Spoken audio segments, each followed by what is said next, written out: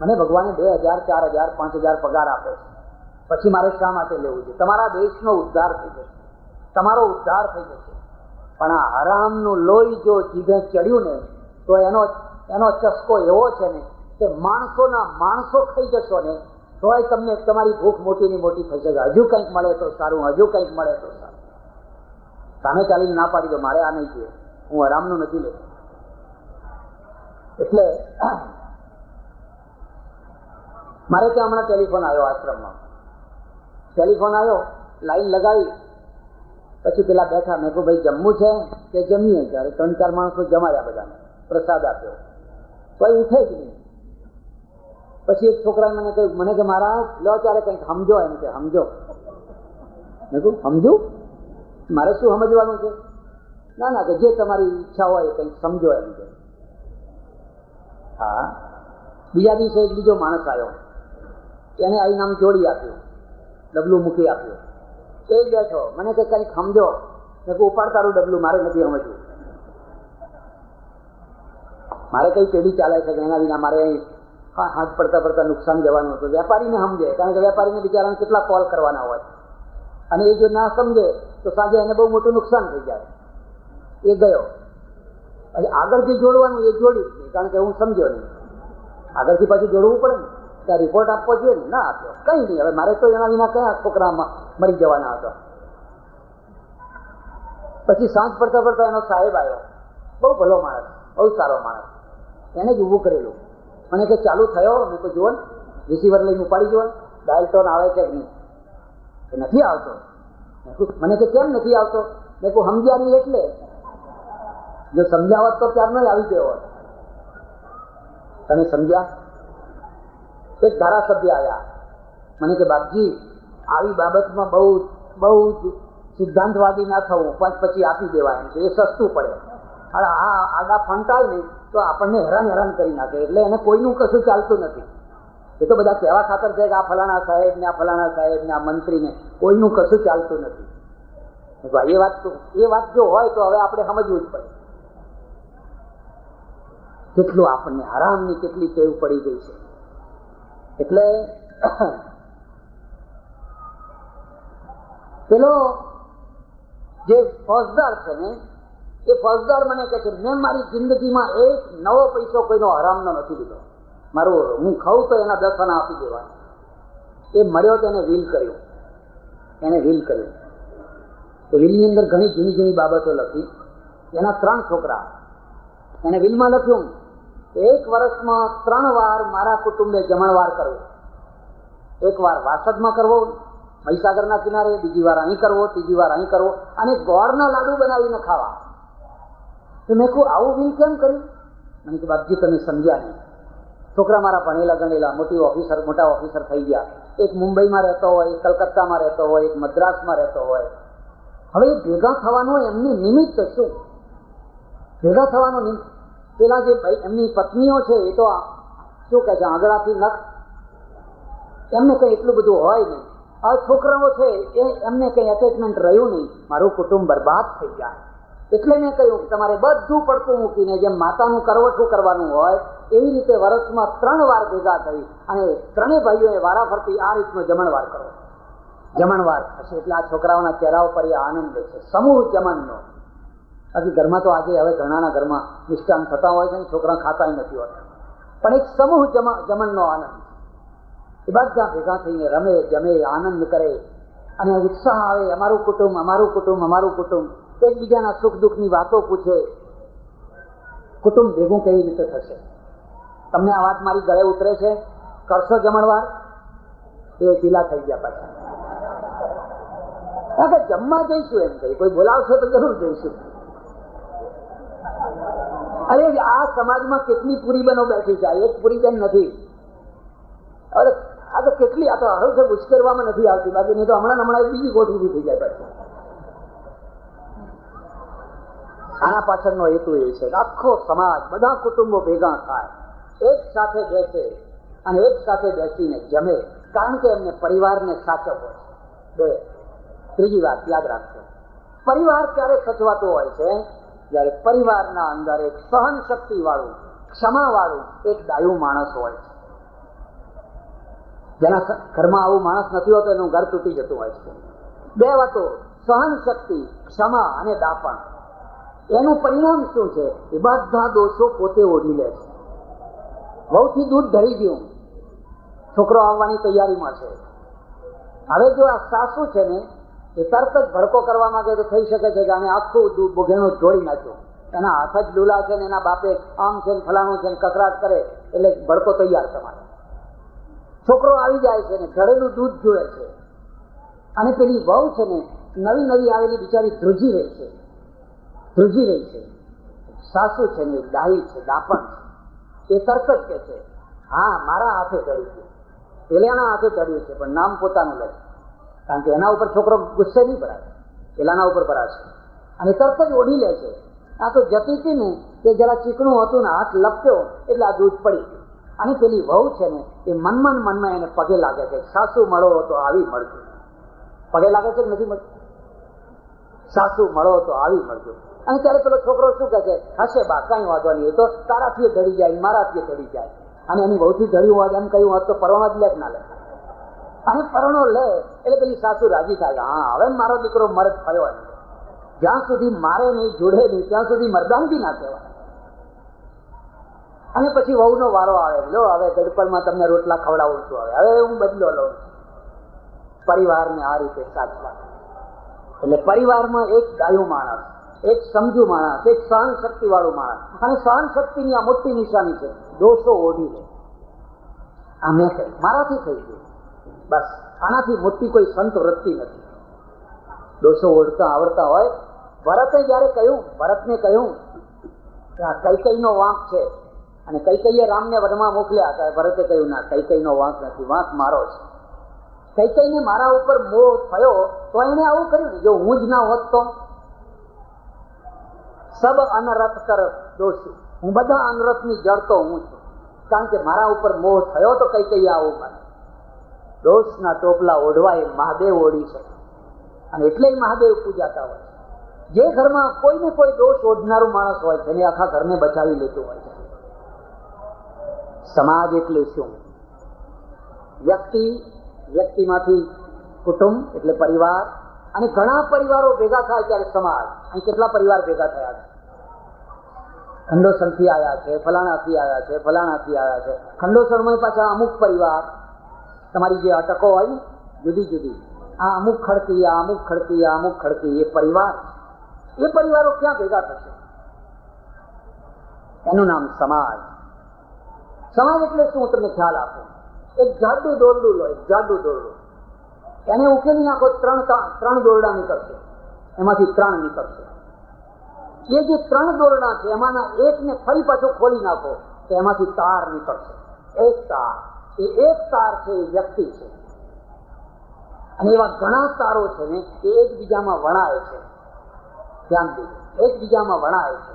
અને જયારે વણાય છે ત્યારે વરેડું બને છે, એટલે એનું નામ વરેડું છે. વરત કે છે ને, આપણે ગુજરાતીમાં કહે છે ને વરત, વણાવવું.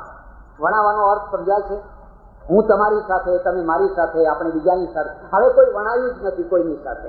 એકનો એક તાર અલગ છે, એ બકરીએ નહીં બાંધી શકે. આ વરેડું છે ને એ હાથી બાંધશે, મોટી શિલાઓ ઉપર ચડાવશે.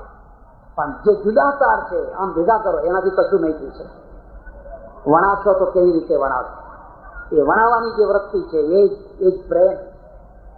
એટલે ઘણા પરિવાર છે ને એ જયારે ભેગા થાય ત્યારે એક સમાજ બને.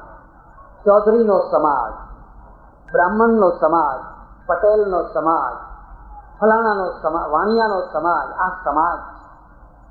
એ સમાજ એ પૂરું વરેડું નથી, એક છે. 3માંનું એક છે. એની ખાસિયત શું છે? એમાં 3 વસ્તુઓ જોઈએ, યાદ રાખી લેજો. એમાં 3 વસ્તુઓ જોઈએ. સૌથી પહેલામાં પહેલા આત્મીયતા. આ મારા માણસો છે. તમને દિલ્હીમાં કોઈ મળે, તમને કલકત્તામાં કોઈ મળે અને ખાલી એટલું જ બોલે, તમે કોણ? તો કે અમે ભાઈ ચૌધરી છું, હું એ ચૌધરી છું. એમ કે હા, બસ તરત જ આત્મીયતા થાય. અમે બધા સાધુ થઈએ ને, અને સાધુ થયા પછી એ લોકો પૂછે મહારાજ તમારું દૂધ શું? એટલે પૂર્વાશ્રમમાં તમે શું હતા? એટલે કહીએ ભાઈ બ્રાહ્મણ. બ્રાહ્મણ હોય ને તરત જ થાય, એમ બ્રાહ્મણ છો? હા, સારું સારું. અને વાઘરી કહીએ તો કોડીની કિંમત, કોડીની કિંમત. હા હા હા. તરત જ કોડીની કિંમત. લાયકાત આની આ જ હોય. અને બ્રાહ્મણમાં પૂછે બ્રાહ્મણ ખરા, પણ કયા બ્રાહ્મણ? તો કે ફલાણા બ્રાહ્મણ. એમ કે બાપજી હું એ જ બ્રાહ્મણ છું. એક આત્મીયતા, આપણે ઈચ્છીએ કે ના ઈચ્છીએ પણ તરત જ એક આત્મીયતા થાય. સમાજના 3 ગુણો યાદ રાખજો. પહેલામાં પહેલી વસ્તુ છે તમને આત્મીયતા થાય છે. અને આત્મીયતામાંથી શું ઉત્પન્ન થાય ખબર છે? આત્મીયતામાંથી ઉદારતા. તરત જ તમને ચલો ચા પીશો, પાન ખાશો, બીડી પીશો, હેડો ને મારા ઘર જમવા આવો ને, તો આ ઉદારતા કેમ બીજા માટે કેમ ના આવી? આત્મીયતામાંથી ઉદારતા.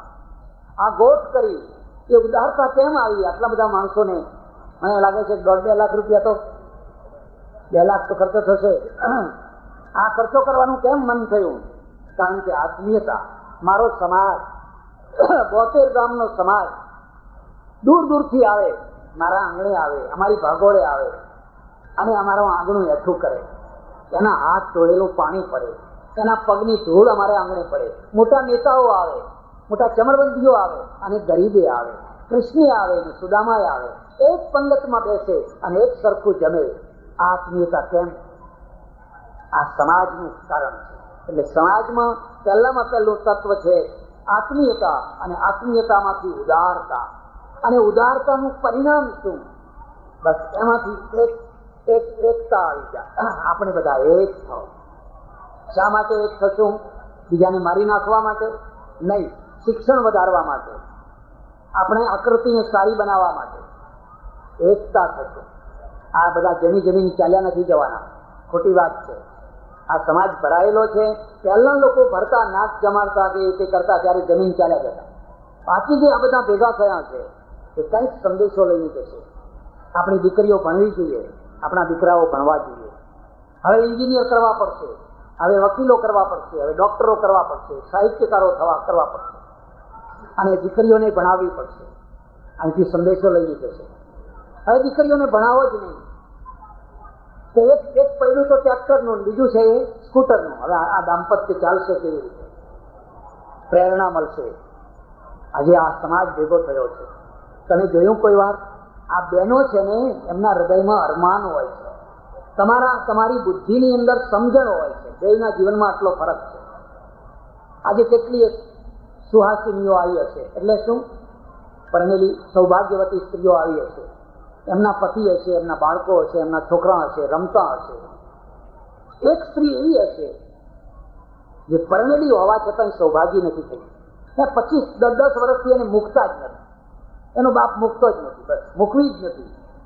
એ આવી હશે ને બેઠી જોતી હશે, મારે એક પતિ છે, આવા છોકરા, આવું બધું, પણ મારા નસીબમાં કંઈ. એના અરમાન છે ને એ તમને શાપ આપતા હશે. મેં કયું પાપ કર્યું કે મારું ઘર મારા બાપે તોડ્યું? કોઈ દુશ્મને ના તોડ્યું, પણ મારી સગી માએ મારું ઘર તોડ્યું. અને આખું ગામ કોઈ બોલતો નથી, અને મારા ઉપર તમે ક્યાં સુધી લગામ રાખશો? શું મારે મારું ઘર નહીં બાંધવાનું? તમારી ભૂલ થઈ હોય કે કુટુંબમાં કોઈ ભૂલ કરી હોય, એનો બદલો મારા ઉપર લેવાનો છે? આમાં આયા હશે કે નહીં આયા હોય એવા માણસો. અને એ વિચાર કરતા થશે કે નહીં થાય? હું તો એમને કહું છું કે તમારા બાપની રજા લેવાની વાત છોડી દો, તમારી માની રજા લેવાની વાત છોડી દો, અને અહીં જો તમારો ઘરવાળો આવ્યો હોય તો હાથ પકડીને સીધા ઘર ભેગા થશે. મિયા બીબી રાજી તો ક્યાં કરેગા? કોઈના ઘર તોડવા છે. એક તરફ તમારી પાસે પૈસો છે, એક તરફ તમારી પાસે હવે ભણેલો સમાજ છે, બધું છે, અને બીજી તરફ હજુ તમારે આ રીબામણી ચાલુ રાખવી છે, આ ક્રૂરતા ચાલુ રાખવી છે. હિંમત કરો. એક દીકરીએ મારા ઉપર કાગળ લખ્યો. હું એનું નામ આપવા નથી માંગતો, મને ખબર નથી કયા સમાજની હશે, પણ એને એવો કાગળ લખ્યો. તમારામાંથી કોઈ પણ એ કાગળ વાંચે તો એને આમ ધ્રુજારી આવી જાય. એની હું ચર્ચા નથી કરવા માંગતો, પણ આપણે સમજવું પડશે. આ જમવા ભેગા થઈએ છીએ ત્યાં એક સંદેશો લેવા ભેગા થઈએ છીએ, અને સંદેશો લેવો પડશે. આ યુવાન વર્ગને જો સાથે રાખવો હોય તો તમારે એમના અરમાનોને સમજવા પડશે. અને હું તો કહું કે તમારા ચૌધરીઓના તો મોટા અહો ભાગ્ય છે કે વૃદ્ધ પેઢી અને યુવાન પેઢી વચ્ચે કોઈ ખટરાગ નથી. હું વૃદ્ધ પેઢીને જોઉં છું ને યુવાન પેઢીને જોઉં છું, બેયને એકબીજા ઉપર. વૃદ્ધો યુવાનોને આગળ કરે છે અને યુવાનો છે વૃદ્ધોને માન આપે છે. એટલે તમારે એમના અરમાનોને સમજવા પડશે. ભાઈ, આમનું જીવન બરબાદ ન કરો. શા માટે આપણે જીવન બરબાદ કરવાનું છે? એટલે સજ્જનો, સમાજનો અર્થ થાય છે સમાજના અંદર આવેલા દોષો, કુરિવાજો, દુર્ગુણો એને હંમેશા ધોતા રહે, એનું નામ સમાજ કહેવાય. એવી કોઈ પદ્ધતિ નથી કે જેમાં કોઈ દોષ ના આવે. એવું કોઈ ઘર નથી જેમાં કચરો ના પડે. છે એવું કોઈ ઘર? તમે ગમે એવા કાચ ચડ્યા હોય તો થોડો ઘણો કચરો પડવાનો ને પડવાનો જ. તો જો ઘરમાં કચરો પડે ને ઝાડુ લગાવવું પડે, એમ સમાજમાં કચરો પડે, સમાજમાં દોષ આવે તો એને પણ સાફ કરવું જ પડે. અને સફાઈ સતત કરવી પડે, રોજ કરવી પડે. એટલે આપણે આપણા સમાજને પણ એક ગૌરવવાળું સ્થાન આપવાનું છે. અને હું જોઉં છું કે ચૌધરી સમાજ બહુ ઝડપથી પોતાના સ્વરૂપને સુધારી રહ્યો છે, બહુ ઝડપથી શિક્ષિત થઈ રહ્યો છે, બહુ ઝડપથી દીકરીઓને ભણાવી રહ્યો છે. ઠેક ઇન્ટિરિયર દૂર દૂર બનાસકાંઠા અને રાજસ્થાન સુધીનો જે સમાજ છે એ સમાજ પણ હવે જાગી રહ્યો છે. સજ્જનો, સમાજ એ છેલ્લી વસ્તુ નથી. સમાજો મળીને રાષ્ટ્ર બને છે. ચૌધરી સમાજ, બ્રાહ્મણ સમાજ, મુસ્લિમ સમાજ, વાણિયા સમાજ, ફલાણા સમાજ, આ બધું ભેગું થઈ અને એક રાષ્ટ્ર બને છે. જ્યારે રાષ્ટ્ર લડાઈમાં આવ્યું હોય ત્યારે પછી ચૌધરી સમાજને બીજા સમાજને લડવાનું ના હોય. ત્યારે બધા સમાજો એક દિવાલ જેવા, એક સંપીને એને રાષ્ટ્ર કહેવાય છે. સમાજ સમર્પિત છે રાષ્ટ્રમાં. સમાજ અતડો પડ્યો છે, સમાજ એકલો પડ્યો છે, રાષ્ટ્રમાં વણાતો નથી, રાષ્ટ્રમાં મેચ નથી થતો. તમારું રાષ્ટ્ર દુર્બળ થઈ જશે. વણાઈ જાઓ, વણાવવાનું નામ જ જીવન છે. વણાઈ જાઓ, પણ રાષ્ટ્રના ઉપર માનવતા છે. તમને ખબર છે, હમણાં બાંગ્લાદેશમાં બહુ મોટું તોફાન આવ્યું છે, લાખો માણસો મરી ગયા છે. બાંગ્લાદેશ તો એક બદનસીબ દેશ છે. દર વર્ષે એના ઉપર વાવાઝોડું, તોફાન, દરિયો, આ તે, જ્યારે જુઓ ત્યારે ગરીબમાં ગરીબ દેશ, અને પાછો કુદરતનો મારેલો દેશ. આખી દુનિયા ત્યાં મદદ લઈને દોડી છે.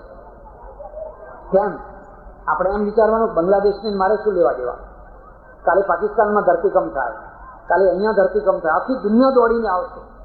આપણે અહીંયા બેઠા છીએ, પણ એ રોડ ઉપર એક એક્સિડન્ટ થાય, એક પાકિસ્તાનનો માણસ હોય અને એને ઘા પડે ને તો તરત જ ગાડી લઈને આપણે એને દવાખાનામાં દાખલ કરવા જઈશું કે નહીં જઈએ? કેમ? માનવતા સૌથી મોટી વસ્તુ છે. એ હિન્દુસ્તાનનો હોય કે પાકિસ્તાનનો હોય, કે હિન્દુ હોય કે મુસ્લિમ હોય, કે ચૌધરી હોય કે વાણિયો હોય, પણ માનવતા સૌના ઉપરની ચીજ છે. આપણે કહીએ લો મારું લોહી આપો, એને બચાવો, મારું લોહી આપો. આ માનવતા છે. એટલે આ 5 શબ્દોને યાદ રાખજો. અને 5 શબ્દોની અંદર મહત્વના 2 શબ્દો છે. એક પરિવાર અને બીજાનું નામ છે સમાજ. અહીંયા પરિવારો ભેગા થયા છે, અહીંયા સમાજ ભેગા થયા છે. પરિવારને બચાવવો છે, આપણે પરિવારને તોડવું નથી. કોઈના કુટુંબને તોડશો નહીં. બને તો કુટુંબને જોડજો, પણ કોઈના કુટુંબને તોડશો નહીં. આપણે સમાજ તોડવો નથી, પણ સમાજને જોડવો છે અને સમાજને રૂપાળો બનાવવો છે. પૂરી બહેન, મને બહુ ખબર નથી, પણ એટલું હું જાણું છું કે આ એક આટલી ઉંમરે પહોંચેલા બહેન, એની પાસે 2 પૈસા હશે. એમના મનમાં એક ભાવના જાગી, મારે આ પૈસાને શું કરવા? વારસદારોને આપી દેવા. અને વારસદારોના મનમાં પણ સદભાવ જાગે, ના હો, અમારે તમારો પૈસો નથી જોઈતો, તમે વાપરો, તમારા હાથે વાપરો. મર્યા પછી કોઈ તમારો ખાટલો ભરે અને એ ખાટલામાં તમે ત્યાં ઊંઘો, એના કરતા જીવતા જીવતા ખાટલો ભરો ને તો કોઈ બીજું ઊંઘે તો તમે નજરે તો જુઓ. હવે મર્યા પછી પેલી સીડી મૂકે ચાંદીની, નહીં? એટલે આટલી 3 પગથિયા વાળી સીડી ક્યાં ચડી જવાના, ચડવાના? ના, એમ કે આ તો બધું કરવું પડે. નીકળો, એમાંથી બહાર નીકળો. ખરો અર્થ એ છે કે તમે જીવતા જીવતા કંઈક કરો અને જીવતા જીવતા જોતા જાઓ, આ બધો આનંદ જોતા જાઓ. એટલે પુરીબેનના સદભાગ્ય જાગ્યા. એમના ભત્રીજાઓ, એમના પરિવારના બીજા માણસો, એમને પણ સદબુદ્ધિ થઈ અને કહ્યું તમારો પૈસો તમે વાપરો, અમારે ના જોઈએ, અમને અમારું મળેલું અમે ભોગવીએ તોય ઘણું થઈ ગયું છે. શું કામ બીજાની મિલકતની આશા રાખો છો? પુરીબેને ગોઠ કરી. હું માનું છું ત્યાં સુધી આ પુરીબેને બીજા કામમાં પણ પૈસા આપ્યા હશે. એ તો હમણાં બતાવશે અને આપશે. જે માણસ જમાડે છે ને એ એકલો જમાડતો નથી હોતો, એનો હાથ બધે જ લાંબો થતો હોય. અને જે જમાડતો નથી, કોઈને પાણી નથી પીવડાવતો, એ તો બધી ડાહી ડમડી વાતો કરતો હોય. એક માણસ મારી પાસે આવ્યા, મને કે મહારાજ, હું આ ફૂલ માળામાં કદી માનતો નથી. મેં કહું ભાઈ, હું એ નથી માનતો, પણ આ લોકો લાવીને ઢગલો કરે, શું કરવું હવે? નહીં એમ કે એ 1 રૂપિયો માળામાં ખર્ચીએ એના કરતાં 1 રૂપિયો ગરીબ માણસને આપ્યો હોય તો કેટલું સારું. એવું કેટલી ઊંચી વાત છે, કેટલી ઊંચી વાત છે. પણ ભાઈ હું તને પૂછું છું કે આ માળા નિમિત્તે બચાવેલા 1 રૂપિયા તે કેટલા ગરીબોને આપ્યા? એકે નહીં. ગરીબોને તો એ આપે છે જે માળા ચડાવે છે, એ માળામાં આપે છે, જમણમાં આપે છે, ગરીબને આપે છે, મંદિર મહાદેવમાં આપે છે, એ આપે છે. તમે તો ખાલી વાતો કરો છો. એટલે સજ્જનો, પુરીબેનના દ્વારા આ ગામમાં આ આંગણે એક સુંદર મજાનું આયોજન થયું. આખા સમાજરૂપી ગંગા અહીં આવી છે અને ગુંજાના ગામને ભાગોળને પવિત્ર કર્યું છે. સૌ પ્રેમથી રમો, જમો, આનંદ કરો અને એક સારી પ્રેરણા લઈને જાઓ. ચૌધરી સમાજને સુપર સમાજ બનાવવો છે. ઘણા વર્ષો સુધી તમે પછાત રહ્યા, ઘણા વર્ષો સુધી તમે માત્ર ભેંસો ચારનારા અને બળદના ડચકારા કરનારા રહ્યા. તમારી દીકરીઓ આવડું દંડેકડું લઈ અને 20, 25 વર્ષની દીકરીઓ ભેંસોની પાછળ ડચકારા કરતી ફરતી હોય એવું વર્ષો સુધી રહ્યું. પણ હવે એ નહીં ચાલી શકે અને ચાલશો તો જ્યાં છો ત્યાંથી પછાત થઈ જશે. તમારા પાછળના લોકો આગળ આવી ગયા. એટલે હવે તમારે જાગ્ય જ છૂટકો છે અને જાગવાનો અર્થ થાય છે સમાજના દૂષણોને દૂર કરો, વ્યસનોને દૂર કરો, સત્સંગને વધારો, સારી સોબત વધારો અને સમાજને ઊંચે લાવો. તમારા સદભાગ્ય છે કે તમને સારા આગેવાનો મળ્યા છે, પ્રામાણિક આગેવાનો મળ્યા છે, સજ્જનો મળ્યા છે અને જગ્યા જગ્યાએ તમારા વિકાસ માટેના પગલાં ભરાઈ રહ્યા છે. તો હું પરમેશ્વરને, મા અર્બુદાને હૃદયથી પ્રાર્થના કરું કે આ સમાજ ફળે, ફૂલે, વિકસે અને ખૂબ સારી રીતે આગળ આવે. પુરીબેનને પણ ધન્યવાદ અને અભિનંદન આપું છું. એમના ભત્રીજાઓ, એમના પરિવારને પણ અભિનંદન આપું છું કે તમે આ પુરીબેનના પૈસાનો એમની નજર સામે એક સારો ઉપયોગ કરી અને આખા સમાજને અહીં નોતર્યો, બોલાવ્યો અને એના દ્વારા ગુંજા ગામ પણ ધન્ય થયું. પરમેશ્વરને હું પ્રાર્થના કરું કે પુરીબેન ખૂબ ભક્તિથી જીવન જીવે, પાછલી જિંદગી ખૂબ ભક્તિમાં અને સત્કર્મમાં, સારા કામમાં એમનું જીવન વ્યતીત થાય એવી પરમેશ્વરને પ્રાર્થના. આભાર, ધન્યવાદ, હરિઓમ. ધન્યવાદ સ્વામી.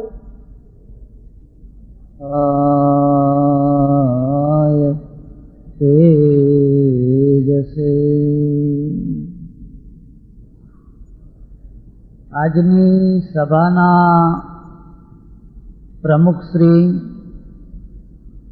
સાવરકુંડલા દશાશ્રીમાળી જૈન યુવક મંડળના પ્રમુખ શ્રી, મંત્રી શ્રી અને એમના બીજા સહયોગી ભાઈઓ, જેમની ઉદારતાથી વસંત વ્યાખ્યાન માળાનું આ શુભ કાર્ય થઈ શક્યું છે, થઈ રહ્યું છે, એવા દિવાળીબેન ટ્રસ્ટના ટ્રસ્ટીશ્રી, સજ્જનો અને બેન, પ્રવચન શરૂ કરતા પહેલાં થોડી બીજી વાત કરીશ.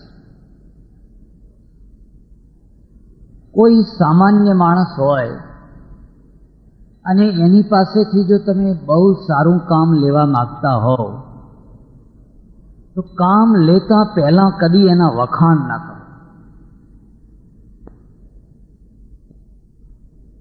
માન ન પચાવવાથી અને અપમાન ન પચાવવાથી. અપમાન ન પચાવવું એ તો સૌના માટે સામાન્ય બાબત છે, પણ માન ન પચાવવું અત્યંત કઠિન વસ્તુ છે. એટલે અમારે ત્યાં નીતિકારને લખવું પડ્યું, સમ્માનાદ બ્રાહ્મણો નિત્યમ ઉદ્વિજેદ વિષાદિવ. જેણે બ્રાહ્મણત્વની રક્ષા કરવી હોય, એણે જ્યાં સન્માન મળતું હોય ત્યાંથી ઉદ્વેગ કરીને ખસી જવું, ઝેરની માફક ઉદ્વેગ કરીને ત્યાંથી ખસી જવું. 4 જગ્યાઓ એવી છે જ્યાં માણસ ભાન ભૂલે છે. સૌથી પહેલી જગ્યા દર્પણ છે. તમે દર્પણના આગળ ઊભા રહો, ઈશ્વરની એવી મોટી દયા છે કે તમે ગમે એવા કદરૂપા હો તો પણ તમને એમ જ લાગ્યા કરે કે હું સાક્ષાત કામદેવનો સગો ભાઈ જ છું. એટલે તો દુનિયા જીવે છે. વાસ્તવિકતા સુખદાયી નથી હોતી. કલ્પનામાં રસ હોય છે, કલ્પનામાં આનંદ હોય છે. દર્પણ છે ને તમને જીવવાની એક પ્રેરણા આપે છે કે ના તું પણ કંઈક છે. જો દર્પણ વાસ્તવિકતાનું ભાન કરાવી દે, અડધી દુનિયાને આત્મહત્યા કરી લેવી પડે. પણ આપણે બધા જીવીએ છીએ, કારણ કે આપણે બધા રૂપાળા છીએ, કોઈ કદરૂપા નથી, એટલે જ જીવીએ છીએ. અને રૂપાળાપણાનું સર્ટિફિકેટ રોજ દર્પણ આપે છે. માણસ એક બીજી જગ્યાએ ભાન ભૂલે છે. નાના બાળકને રમાડતો હોય, પોતાનું હોય અથવા પોતાના દીકરાનું દીકરું હોય, બાળક હોય, એને રમાડતો હોય, બહુ વહાલું હોય. એ છોકરું છે, એના દાદાને ઘોડો થવાનું કહે તો ઘોડો થાય. જે કે બહાર જુઓ તો એ વકીલ થઈને ધડાકા લેતો હોય, મોટો ઉદ્યોગપતિ હોય, મોટો વેપારી હોય, એનાથી લોકો ધ્રુજતા હોય. પણ એના નાના છોકરા આગળ તમે જઈને જુઓ તો એ જે કહે એ કરવા માટે તૈયાર. એક ત્રીજી જગ્યા છે, પણ આ ત્રણેય કરતાં એક ચોથી જગ્યા છે જ્યાં માણસ સૌથી વધારે ભાન ભૂલતો હોય છે. એ ચોથી જગ્યાનું નામ છે જ્યાં એના વખાણ થતા હોય. ઈચ્છા રાખે કે હજુ વધારે બોલે તો સારું, હજુ જરા વધારે બોલે તો સારું. આ દેશની આધ્યાત્મિકતા કોણે નાશ કરી તમને ખબર છે? અમે બધા પ્રાણ વિનાના મરદા કેમ થઈ ગયા? કારણ કે અમને બધાને વખાણનો ચસ્કો લાગ્યો. એટલે કેટલીક વાર તો લોકો વખાણ ના કરે તો વખાણ કરાવવા માટે અમે પૈસાદાર નોકરો રાખીએ છીએ અમારી સાથે ને સાથે. એમનું કામ જ હોય છે સતત અમારા વખાણ કર્યા કરે. એકવાર એક મહારાજની વિદાય થતી હતી, બહુ મોટા મહારાજ હતા, મારે થોડો પરિચય હતો. ઘણા માણસો વિદાયમાં ભેગા થયેલા, હું એ ગયો. બધાના હાથમાં ગુલાબની માળા, સરસ મજાની મગમગ થયેલી. અને મને ક્ષોભ થયો કે આ બધા માળા લઈને આવ્યા છે ને હું માળા લીધા વિના આવ્યો, બધા વચ્ચે કેવો દેખાઈશ. ત્યાં તો એક માણસ દોડતો આવ્યો, મને કે લો માળા લો. મેં કહ્યું ના, તમારી માળા મારે ના જોઈએ. તમે કેટલા ભાવથી લાવ્યા હો, કેટલા પ્રેમથી ચઢાવવા માટે લાવ્યા હો, ને તમારા ભાવ મારે તોડવા નથી. મને કે ના લો ને ના મારે નહીં જોઈએ, હું કોઈની માળા નથી લેવા માંગતો. મને કે આ કોઈની નથી, આ પાંચે કરંડિયા મહારાજના જ છે. કોઈની નથી, કોઈ લઈને નથી આવ્યું. આ પાંચે પાંચ કરંડિયા એમના તરફથી છે અને મને કામ સોંપ્યું છે જે આવે એને તારે એક માળા આપવાની. તો તમે કહો હવે મારે નથી જ લેવી. સમ્માનાદ બ્રાહ્મણો નિત્યમ ઉદ્વિગેદ વિષાદિવ. બ્રાહ્મણત્વ એટલે શું? જનોઈ પહેરવાથી કોઈ બ્રાહ્મણ ના થાય, ચોટી રાખવાથી કોઈ બ્રાહ્મણ ના થાય. જેના જીવનમાં પ્રધાનતઃ જ્ઞાન અને વૈરાગ્ય હોય એનું નામ બ્રાહ્મણ. પછી એ પાટલુન પહેરે તોય બ્રાહ્મણ, હેટ પહેરે તોય બ્રાહ્મણ. ઉપરના વસ્ત્રોથી કોઈ દિવસ કોઈ માણસનું મૂલ્ય ના કરશે. અને મૂલ્ય કરવાના કારણે તો આપણે છેતરાયા છીએ. એટલે તો તમે તમારા રત્નોને ઓળખી નથી શક્યા. વર્તમાનમાં નથી મહાવીરને લોકો ઓળખી શક્યા, નથી બુદ્ધને ઓળખી શક્યા, નથી કબીરને ઓળખી શક્યા, નથી રામકૃષ્ણને ઓળખી શક્યા. આપણે તો મર્યા પછી પૂજા કરીએ છીએ. સદીઓ વીતી જાય અને પછી કોઈ એમ કહે કે આ તો ભગવાન હતા, હવે આરતી ઉતારીએ. જીવતાની નહીં. જીવતામાં ઢોંગને પૂજીએ છીએ, દંભને પૂજીએ છીએ, આડંબરને પૂજીએ છીએ. જેના જીવનમાં જ્ઞાન અને વૈરાગ્ય હોય એ બ્રાહ્મણ છે. જ્ઞાનનું કામ સત્યને શોધવું છે અને વૈરાગ્યનું કામ સત્યને સ્થાપવું છે. સત્યને શોધવું બહુ અઘરું નથી. એક પ્રોફેસરે શોધી શકે, કોઈ પણ બુદ્ધિશાળી માણસ હોય એ સત્યને શોધી શકે કદાચ. પણ સત્યને સ્થાપવા માટે પરાક્રમ જોઈએ. તમારા મગજમાં સત્ય છે પણ સ્થાપિત નથી કરી શકાતું. અને પરાક્રમ જે લાવે ને એ વૈરાગ્ય છે. પછી કોઈ પણ ક્ષેત્રનું સત્ય હોય એટલે અમારે ત્યાં એવી માન્યતા છે પરાક્રમના કવચમાં જ જ્ઞાન રહી શકે. જો પરાક્રમનું કવચ ન હોય તો જ્ઞાન ના રહી શકે. તો એ જ્ઞાન છે એ બજારું વસ્તુ થઈ જાય. એટલે બ્રાહ્મણત્વનો બીજો કોઈ અર્થ નથી. તમારા સમાજમાં, તમારા દેશમાં હાજી હા કરનારા લોકો કેટલા છે અને સત્યની સ્થાપના કરનારા કેટલા છે? તમને હું 2 ઉદાહરણ આપીશ. એક રામાયણનું, એક મહાભારતનું. મહાભારતમાં તમે જોશો સભા વચ્ચે દ્રૌપદીના ચીર ખેંચાયા. લોકો કહે છે જમાનો બહુ બગડી ગયો છે, પણ હું કહું કે આ મહાભારત કરતા તો સારો છે. ભરી સભા વચ્ચે અત્યારે દ્રૌપદીના ચીર ખેંચાતા હશે, પણ કોઈ એકાંત અંધારા ખૂણામાં ખેંચાતા હશે. સભા વચ્ચે તો નહીં ખેંચાતા હોય. અને સભામાં કોણ બેઠું છે? ભીષ્મ બેઠા છે, દ્રોણ બેઠા છે, કૃપાચાર્ય બેઠા છે. એ સમયની દેશની મોટામાં મોટી હસ્તીઓ બેઠી છે. માત્ર દુર્યોધન જ નથી, માત્ર દુશાસન જ નથી. ભીષ્મથી મોટી હસ્તી કોણ હોઈ શકે? એમના રૂબરૂમાં દ્રૌપદીના ચીર ખેંચાયા અને પાંડવો બેઠા છે. એકલી અબળા દ્રૌપદી ફિટકાર વરસાવી રહી છે અને ભીષ્મને પૂછે છે કે તમે મારા વડસસરા થાઓ, તમારી રૂબરૂમાં મારી આ દશાને તમે કશું બોલતા નથી. નીચું ઘાલીને બેઠા છે. તમે મહાભારત જોજો, એક જ માણસ નીકળ્યો છે, એનું નામ છે સુકર્ણ, વિકર્ણ, પણ એનું કંઈ ચાલ્યું નહીં, બાકી કશું જ નહીં. એટલે દ્રૌપદીના ચીર માત્ર દુર્યોધને નતા ખેંચ્યા. જે બધા મૌન બેઠા હતા ને એ પણ એમાં એટલા જ જવાબદાર હતા. એના ઉપરથી એક બીજી વાત તારણ કાઢી શકાય. શસ્ત્રશૂર કરતા વાકશૂર મહાન છે. આ તો બધા શસ્ત્રવેત્તાઓ છે. ભીષ્મ બાણાવળી છે, કર્ણ બાણાવળી છે, એકે એક શસ્ત્રધારી છે, મહારથીઓ છે. સેનાપતિઓ પેદા કરવા એટલું અઘરું કામ નથી. પણ એક સત્યની સ્થાપના કરનારો સોક્રેટિસ પેદા કરવો એ બહુ અઘરું કામ છે. મહાભારતમાં શું ખૂટે છે? અને એટલે દ્રૌપદીના ચીર ખેંચાયા. જરા રામાયણમાં આવો. રાવણે સીતાજીનું હરણ કર્યું, પણ સીતાજીના ચીર ના ખેંચ્યા. જો રામાયણ ઉપાડીને જુઓ, ચીર તો ના ખેંચ્યા. 11 મહિના સુધી સીતાજીને રાખ્યા, પણ આંગળી ના અડાડી.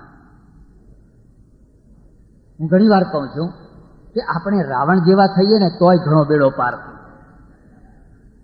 શા માટે? આ તો કવિ છે. કવિ એક કોમેન્ટ્રી કરતો હોય છે અને કોમેન્ટ્રીમાં બહુ મોટી શક્તિ છે. હમણાં મારા માટે કોમેન્ટ્રી કરવામાં આવી એટલે તમારા આગળ એક પૃષ્ઠભૂમિ તૈયાર થઈ ગઈ. કવિ છે ને એના કાવ્યની અંદર એકને ભગવાન ભગવાન ભગવાન ભગવાનની કોમેન્ટ્રી કરે છે અને બીજાને રાક્ષસ રાક્ષસ રાક્ષસ રાક્ષસની કોમેન્ટ્રી કરે છે. એટલે આપણા મગજમાં એક ભગવાન થઈને બેસી જાય છે, એક રાક્ષસ થઈને બેસી જાય છે. આપણે આપણી તરાજુનું જે સંતુલન ખોઈ બેસીએ. પછી ભગવાન કંઈ ખોટું કામ કરે તોય ભગવાન છે અને આ કંઈક સારું કામ કરે તોય એ રાક્ષસ છે. કારણ કે એ તો આ કવિનો બેસાડેલો આપણા મગજમાં માણસ છે. 11 મહિના સુધી પોતાની બહેનના નાક કાન કાપનારની પત્નીને લાવીને રાખે અને એને આંગળી પણ ન અડાડે. એ માણસનું કંઈક વ્યક્તિત્વ તો હશે. કેમ? પણ આવું કેમ થયું? એનું એક જ કારણ છે. તમે મહાભારત ને રામાયણની તુલના કરો. રામાયણમાં રાવણનું સમર્થન કરનાર એક માણસ ના મળ્યો. કુંભકર્ણે કહ્યું આ ભૂલ કરી, તે ખોટું કર્યું. વિભીષણે કહ્યું આ ખોટું કર્યું. મંદોદરીએ કહ્યું આ ખોટું કર્યું. સેનાપતિએ કહ્યું આ ખોટું કર્યું. મને એક માણસ બતાવો જેણે એમ કહ્યું હોય કે રાવણ આ તે ઘણું સારું કામ કર્યું. જ્યાં આવા મોટા ચક્રવર્તીના કાર્યને પણ ખોટું કહેનારા માણસો હોય એને રાક્ષસોની નગરી કેમ કહેવાય? એને તમે કઈ રીતે રાક્ષસોની નગરી કહો છો? એક માણસ કહે છે ખોટું કર્યું, ખોટું કર્યું, ખોટું કર્યું. સીતાજીને પાછી આપી આવો, સીતાજીને પાછી આપી આવો. આ તો કવિએ આપણને આપણા મગજમાં એકને રાક્ષસ બનાવી દીધો, એકને ભગવાન બનાવી દીધો, આપણે ઢાળમાં દોડ્યા કરે. કદી ન્યાય ન કરી શક્યા, સત્યને ન શોધી શક્યા, સત્યને ન સ્થાપિત કરી શક્યા. એટલે 11 મહિના સુધી સીતાજીને રાખ્યા, પણ રાવણે આંગળી ના અડાડી. મહેલમાં ના રાખ્યા. જો એની દાનત બુરી હોત તો એને અશોક વાટિકામાં ના રાખ્યા હોત, ખુલ્લા ચોકમાં ના રાખ્યા હોત. એક અબળા છે, એને ચૂંટી નાખવી એ કઈ મોટી વાત હતી. પણ રાવણે લાલચ આપી, લોભ આપ્યો, ભય બતાવ્યો, આંગળી મરી ગયો ત્યાં સુધી એને આંગળી ના અડાડી. એનું એક જ કારણ છે કે ત્યાં સત્ય બોલનારા હતા અને સત્યની સ્થાપના હતી. અહીંયા મહાભારતમાં મહારથીઓ છે, શસ્ત્રધારીઓ છે, પણ ઊભા થઈને કોઈ કહી નથી શકતા, દુર્યોધન ખબરદાર, તો આ સભા વચ્ચે બહુ મોટી અનીતિ કરી રહ્યો છે અને અમારા દેખતા આ નહીં થઈ શકે એવું કોઈ કહેનાર નથી. એટલે અહીંયા દ્રૌપદીના ચીર ખેંચાયા માત્ર કલાક અડધા કલાકમાં. અને 11 મહિના સુધી રહ્યા પછી પણ સીતાજીના શરીર ઉપર કોઈ હાથ ન અડાડી શક્યો. આ બેયનું અંતર. કેટલીક વાર આપણે ત્યાં લોકસભામાં અને વિધાનસભાઓમાં પણ ભીષ્મો ભેગા થઈ જતા હોય છે, દ્રોણો ભેગા થઈ જતા હોય છે, અને પછી દ્રૌપદીના ચીર ખેંચાતા હોય છે અને બધા નીચું ઘાલીને બેસતા હોય છે. જ્યારે પેલું બિલ પાસ થયું, તલાક બિલ, મારે આશ્રમમાં 3-4 MPઓ આવેલા, ઘણી વાર આવે. મેં એમને પૂછ્યું કે આ બિલ પાસ થયું ત્યારે તમે પાર્લામેન્ટમાં હાજર હતા કે હતા? તમે પક્ષમાં વોટ આપ્યો કે વિપક્ષમાં? તો કે પક્ષમાં. તમે આ બિલમાં માનો છો? મને કે ના. તો નથી માનતા છતાં પક્ષમાં કેમ વોટ આપ્યો? મને કહે છે મહારાજ આ તો રાજકારણ છે, આપણી કેરિયરનો વિચાર કરવો પડે. જો વિપક્ષમાં વોટ આપીએ તો અમારી કેરિયર ખતમ થઈ જાય, કોડી ના થઈ જાય. તમને ખ્યાલ આવ્યો? કેરિયરનો વિચાર કોણ કરે છે? જેનામાં વૈરાગ્ય નથી હોતો, એ જ્ઞાન નથી હોતું એ નહીં. જ્ઞાન તો છે, સમજણ છે કે આ ખોટું થઈ રહ્યું છે, પણ એ ખોટું થઈ રહ્યું છે એનો પ્રતિકાર કરવા માટે જે બલિદાન, વૈરાગ્યનો અર્થ જ છે, જે કુરબાની કરાવે, સુખોની કુરબાની, પૈસાની કુરબાની, સગવડોની કુરબાની, માણસોની કુરબાની, જીવનની કુરબાની, એ જ વૈરાગ્ય છે. અને તે આ દૂરબીનમાં દેખાય ને ક્યાં ગયા બધા? આ કેરિયર વાળા ગયા ક્યાં? લોકોએ ફેંકી દીધું. જીવન શું છે? જીવન કદી સીધી લીટીમાં ચાલતું નથી, અને સીધી લીટીમાં ચાલે તો એમાં મજા જ ના આવે. વાંકું ચૂકું ચાલે છે. આગળ જાય પાછળ આવે, આગળ જાય પાછળ આવે, આગળ પાછળ. જીવનની આ ગતિ છે. અને તમારી કેરિયર જ્યારે તમે આગળ ગયા છો ત્યારે નથી બનતી હોતી, જ્યારે તમે પાછળ પડ્યા ત્યારે બનતી હોય છે.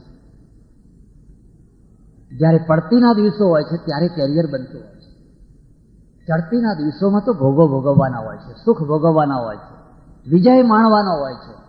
અને વિજય માણતી વખતે કેરિયર નથી બનતી હોતી, પછડાટના સમયમાં કેરિયર બનતી હોય છે. પછડાટના સમયમાં જે કેરિયર બનાવતા હોય છે ને, પાછો એમને વિજય મળતો હોય છે. એટલે સજ્જનો, અમારે ત્યાં નીતિકારે કહ્યું છે તો હું ધર્મગુરુ છે, અને ધર્મગુરુ છે તો તારામાં સત્ય બોલવાની ને સત્યની સ્થાપના કરવાની ક્ષમતા છે. મેં જે દિવસે સંન્યાસ લીધો, મારા ગુરુએ મને કહ્યું, મને કે દેખ सच्चिदानंद, संन्यास कोई लेने की चीज नहीं है, इधर से खूंटी पर से उठाया और ले लिया, ऐसी कोई चीज नहीं है, ये तो जिंदगी भर की चीज है.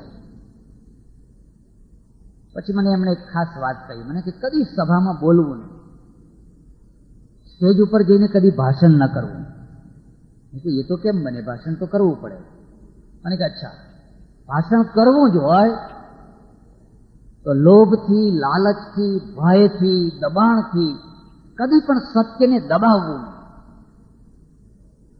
આ વાત બરાબર છે, પણ લોભ, લાલચ, ભયના કારણે જો તને એમ લાગે કે તારી જીભ ધ્રુજવા લાગી છે અને હૃદય કાંપવા લાગ્યું છે, તો પછી સ્ટેજને નમસ્કાર કરી દેવા. બોલ આટલું કરીશ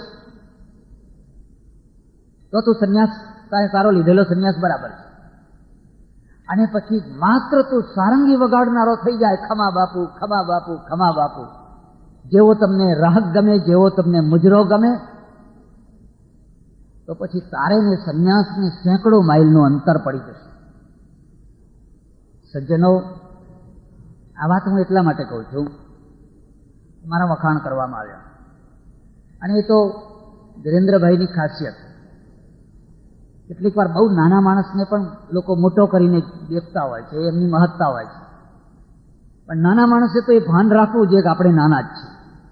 કેટલીક વાર વ્યવહારિકતાની ખાતરે બોલાતું હોય છે, ભાઈ આ વખતે આવું બોલવું પડે, હવે છૂટકો નહીં. આ એક ડ્યુટી છે. વખાણ કરવાની પણ એક ડ્યુટી હોય છે. આપણે એવો વ્યવહાર ગોઠવ્યો છે. પણ એ વખતે જો માણસ તણી જાય, યાદ રાખજો, દારૂના ચસ્કા કરતા વખાણનો ચસ્કો બહુ ભૂલો છે. દારૂને છોડાવવો બહુ અઘરું નથી. દારૂડિયાને તો બહુ જલ્દી વ્યસન છોડાવી શકાય, પણ વખાણના ચસ્કો જેને લાગ્યો હોય એને છોડાવ, એને કોણ છોડાવે? એ તો સર્વોપરી છે. એને છોડાવે તો કોણ છોડાવે? મારે તો મારા પરિચયમાં તમને એટલું જ કહેવાનું છે, હું એક બહુ માત્ર સામાન્ય સાધુ થવાના પ્રયત્ન કરનારો સાધક. ભક્તિ માર્ગ, અને ભક્તિ માર્ગની એક ખાસિયત છે, જીવનમાં કંઈ પણ સારું થયું હોય એનો યશ ઈશ્વરને, અને જે ભૂલો થયું હોય એને સ્વીકાર કરવાની હિંમત. આ બે ભેગા થાય એટલે ભક્તિ માર્ગ આવે. માળાથી ભક્તિ માર્ગ ના આવે. આખી જિંદગી માળા ફેરવ્યા કરો. તમે જીવનની સફળતાને હૃદયથી ઈશ્વરને અર્પણ કરી શકો છો.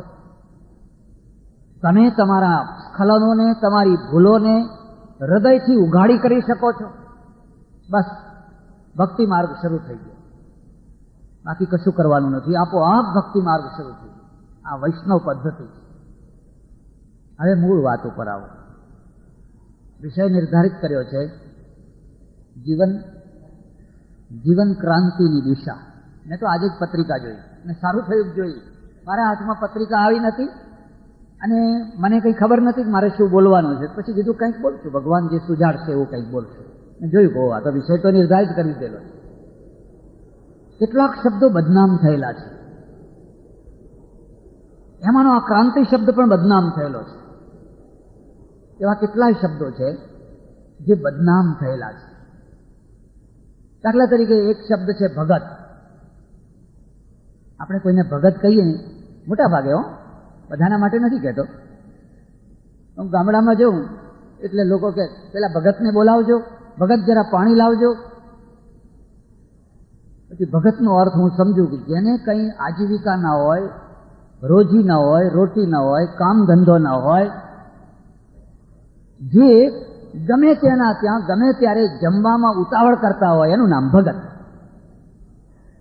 અત્યારે સાચા અર્થમાં નહીં, પછી એનો ઉલટો અર્થ ના કરી એટલે બદનામ થઈ ગયેલો છે. એવી જ રીતે સાધુ શબ્દ બદનામ થઈ ગયેલો છે. શબ્દ મહાન હોય પણ શબ્દના ધારક જ્યારે મહાન ના હોય ને ત્યારે શબ્દ બદનામ. એવો એક બદનામ થયેલો શબ્દ છે આ સેવક છે. આપણે કોઈને કહીએ ને કે આ સમાજ સેવક છે, આ સેવક છે, એટલે લોકો તરત જ કે બધું ઘર ભેગું કરતા હશે. મોટા ભાગે આવી ઇમ્પ્રેસ થાય.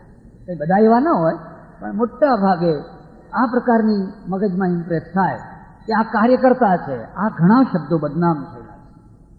એમાંનો જ એક શબ્દ છે ક્રાંતિ.